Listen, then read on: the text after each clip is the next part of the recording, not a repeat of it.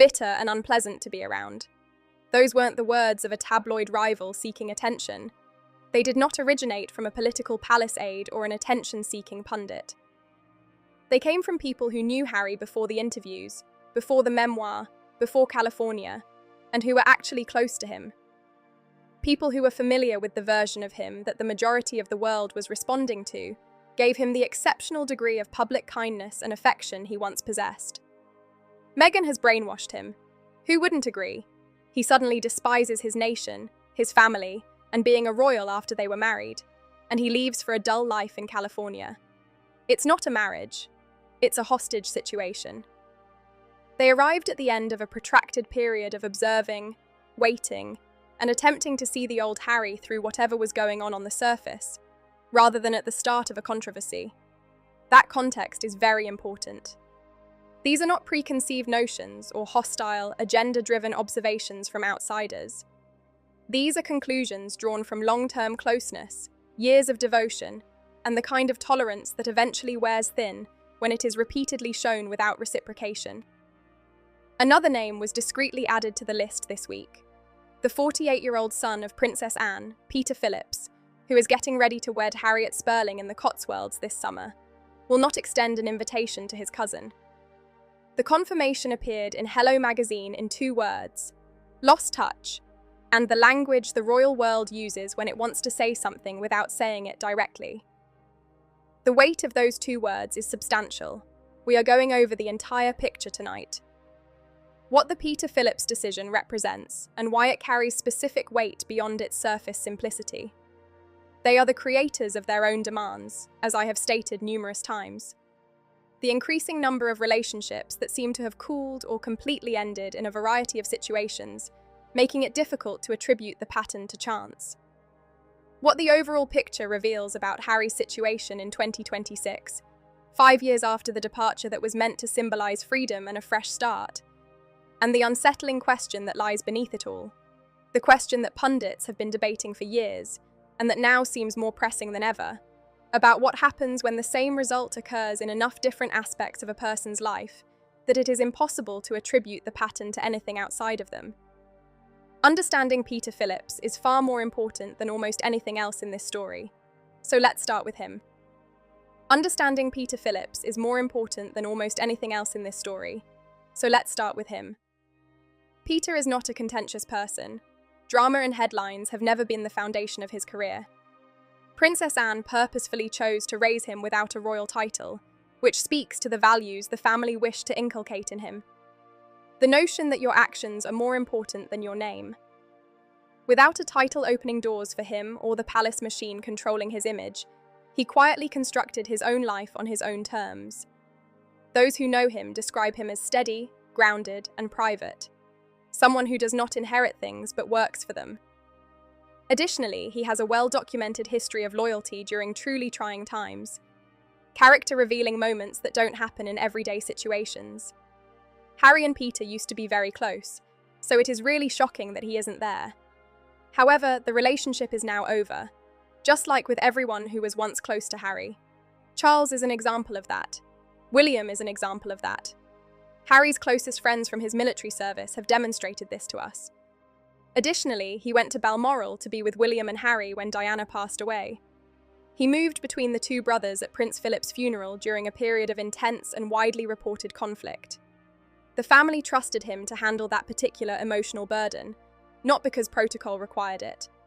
He showed genuine goodwill, according to those present, at Harry and Meghan's wedding. None of that shows that he is careless in his relationships, or hasty to distance himself from those he loves. The reason Lost Touch has the weight it does is because of that history. It is not a casual statement when someone with that track record, who has undoubtedly supported Harry during some of the most trying times in his life, comes to a quiet 2-word conclusion. It is the end of a procedure.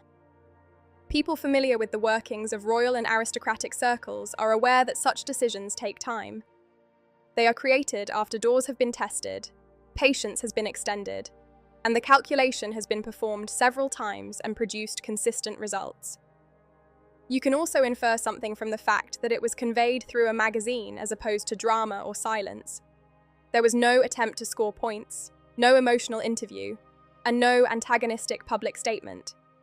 Just 2 words that were positioned correctly, bearing the particular weight that 2 words from that individual would always carry in that situation.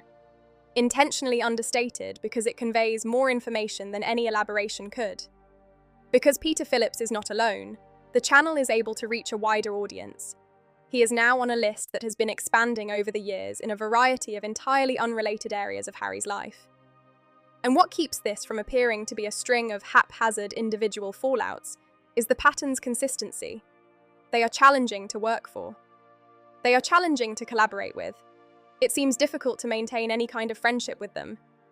The question of what links all those outcomes ceases to be one that anyone can easily avoid when the same result appears in a sufficient number of distinct contexts, such as family, the military, education, celebrity, and the workplace. Former military friends King Charles and Prince William served alongside Harry, understood aspects of his experience that the civilian world could never comprehend, and symbolized a relationship based on something more resilient than fame or rank. Friends from Eton, who were acquainted with him before any of this became public. The royal butler, who had known Harry in the past, publicly said that he was nearly unrecognizable from the man he once was. Close friends from before the royal departure reportedly discovered that, once the move to California took place, the connection quietly vanished one by one, and from entirely different directions. Those relationships seem to have faded or ended. Furthermore, the departures themselves are not the particular detail that commentators consistently bring up. People who lead stressful lives constantly lose touch. The patience that preceded each departure is what they observe. These weren't the type of people who left easily. For years they remained faithful. They offered justifications. They persisted in trying. They clung to the Harry they had known and bided their time until it reappeared through whatever was going on beneath the surface. What gives the pattern its weight is the fact that so many individuals from such genuinely disparate aspects of his life, military, family, school, and royal household, finally came to the same conclusion. It's not a coincidence. That's not unlucky. There isn't a personality conflict with the incorrect group of people. That is a structural observation about a recurring pattern in the development of these relationships. The celebrity world presents a similar picture regardless of the particular circumstances or individuals involved, though the departures there have a distinct personality. It's more about calculated professional distance than blood and history. In striking and precise detail, Alison Boshoff presented the expanding list. Elton John, Serena Williams, Idris Elba, the Beckhams, Oprah Winfrey, and the Clooney family. Individuals involved in the world of Suits. Critics continue to observe the same course of travel in various contexts, relationships, and circles. Because Oprah was clearly at the center of the Sussex public narrative, her case is the most instructive. She attended the nuptials. More than any other single media event, she conducted the interview that attracted 50 million viewers and altered the global dialogue.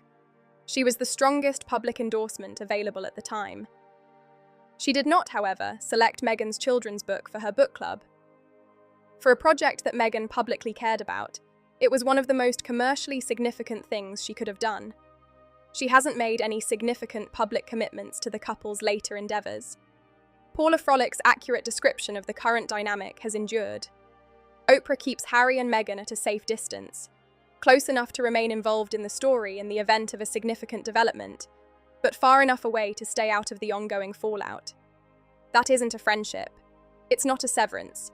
It is a highly precise professional calculation made by someone who knows exactly how to handle being close to a complex narrative. During their honeymoon, the Clooneys are said to have been giving Lake Como, visible warmth, and private jet use. They are now clearly and publicly closer to William and Catherine's charitable circles as well as King Charles.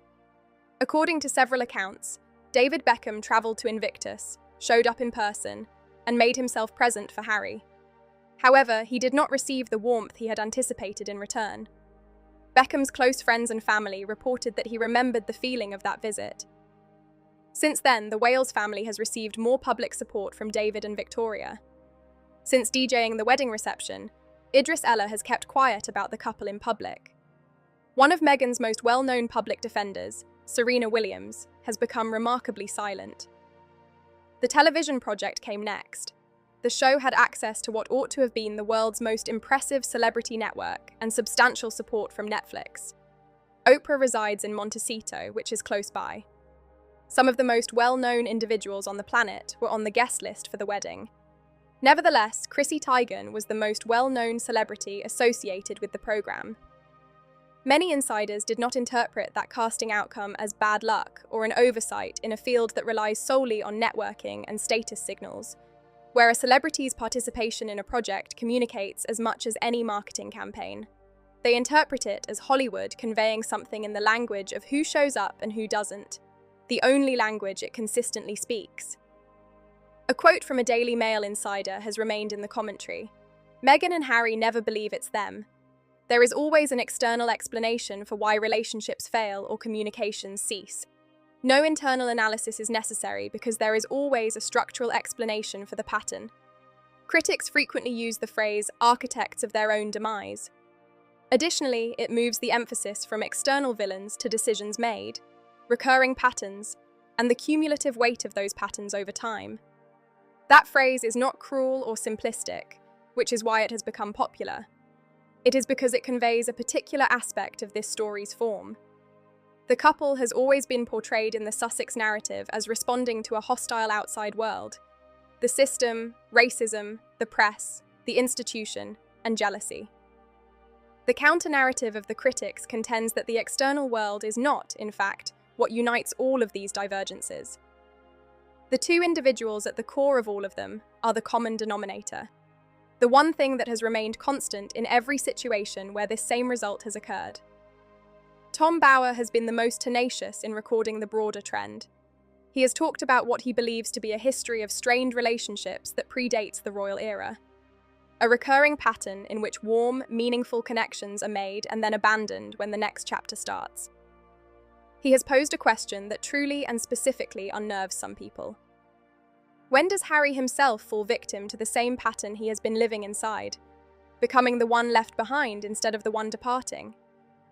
It's a question worth considering carefully, not as an assault, but rather as an honest assessment of where the trajectory goes when you follow it over a sufficient amount of time and a sufficient number of distinct relationships. Observers consistently point out that the personal friendships ought to have endured if the separation from royal life had been solely due to palace politics and institutional pressure. The men he served with in the military, who represented ties formed by common adversity rather than status, and who comprehended aspects of his experience that no civilian could fully comprehend. The school pals who knew him before any of it became publicly significant but had no titles or strategic significance. The people who had no ulterior motives for their relationship and only cared about him as a person. It is more difficult to interpret the image as merely a response to the monarchy, because those ties also seem to have faded.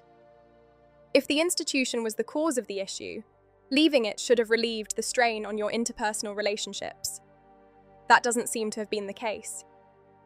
When commentators attempt to explain why the pattern is being taken so seriously, they frequently return to the particular observation that the departures extended beyond the realm of royalty into the private and personal spheres.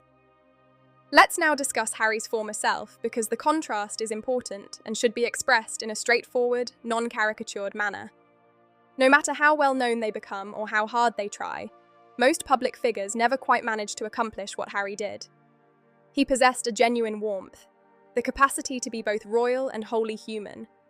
He could make people feel personally noticed, not just acknowledged by a famous person, but actually seen, whether he was at a military base, a children's hospital, or a public event with thousands of spectators. That is a unique and uncommon gift that cannot be produced. The title, the narrative, and his relationship to Diana weren't the only reasons why people admired him. They were genuinely fond of him. For a long time, the affection was freely given and mostly unconditional. Harry, younger, his own irreverence and natural humour, along with Diana's warmth, created a public goodwill that most public figures spend their entire careers attempting to cultivate, but are never able to fully achieve. It was natural, it was genuine, and it resulted in sincere allegiance from individuals in entirely different spheres of his life. For this reason, the departures that follow have the weight that they do. If people truly and freely wanted to be in someone's life in the first place, you can't discount an increasing number of departures. The fact that the arrivals were actual makes the departures noteworthy. According to several accounts from people who experienced the previous version, the man that commentators are describing in 2026 had a different experience. His public life has been consumed by years of legal battles against the British press. The public portrayal of his family as villains in a narrative about his personal suffering on numerous occasions. The interview register, which former butler Grant Herald and others have called rehearsed and therapeutic in a way that replaces rather than expresses a natural voice, borrowed language sitting where a real one used to be. The most difficult version of this argument has been made by Rob Shooter.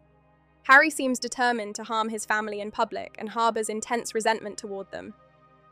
Additionally, according to the shooter's assessment, he is fully aware of what he is doing.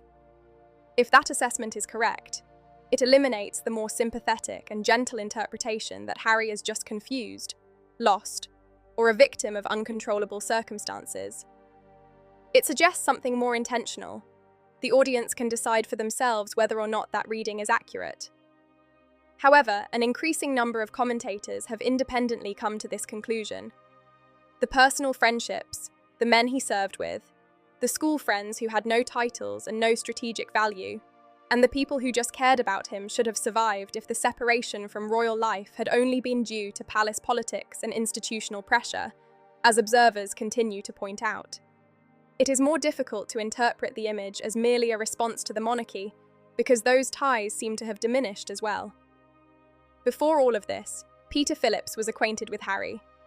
When they were both young, he knew him, when Harry was still the version of himself that the public found so endearing. When their relationship was based more on a sincere shared experience and family history than on crisis management or media positioning. He was familiar with the Harry who accompanied him to funerals and appeared during trying times for his family. That was just who he was, not because a communications team recommended it.